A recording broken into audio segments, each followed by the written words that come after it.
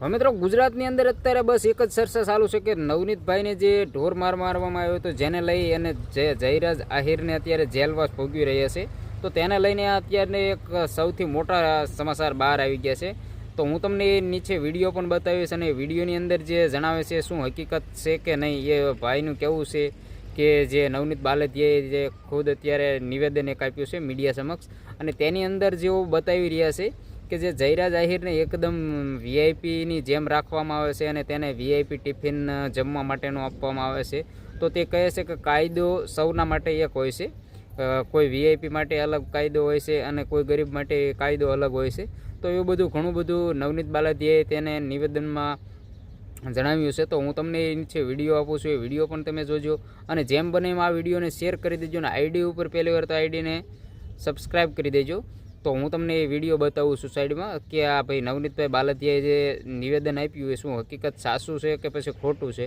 હું તો એવું માનું છું કે નહીં, નિયમ છે એ બધા માટે સેમ લાગવું પડે. અને આની અંદર જે જયરાજ આહિરને છે એ અત્યારે ઘરનું ટિફિન જમવા માટે આપવામાં આવે છે. તો હું તમને નીચે વિડીયો બતાવું, વિડીયો તમે જુઓ, જે નવનીત બાલદિયા એના વિશે શું કહે છે એ વિડીયો તમે જુઓ, સાઈડમાં આપું છું. મારું નામ નવનીતભાઈ ડાયાભાઈ બાલદિયા છે. હું ભાવનગર જિલ્લા જેલમાં ચાલી રહેલા ગંભીર ગેરરીતિઓ સામે અવાજ ઉઠાવી રહ્યો છું. બગદાણા પોલીસ સ્ટેશનમાં ગંભીર ગુનામાં મુખ્ય આરોપી જયરાજ માયાભાઈ ભમ્મર સહિતના ઘણા આરોપીઓ જેલમાં હોવા છતાં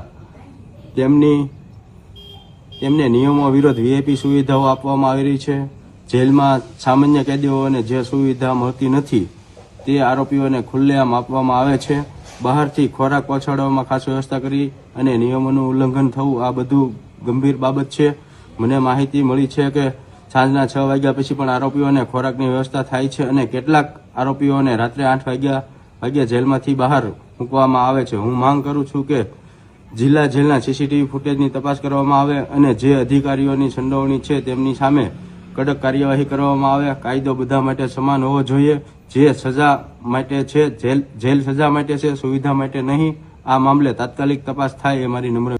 હવે મિત્રો તમારું શું કહેવું છે આ વિડીયોને જોઈને, જે કોમેન્ટની અંદર જરૂરથી જણાવતા જજો કે આ ભાઈ નવનીતભાઈએ જે નિવેદન આપ્યું સાચું કે ખોટું, બરાબર. તો ચાલો મિત્રો, હવે મળીએ નેક્સ્ટ વિડીયોમાં.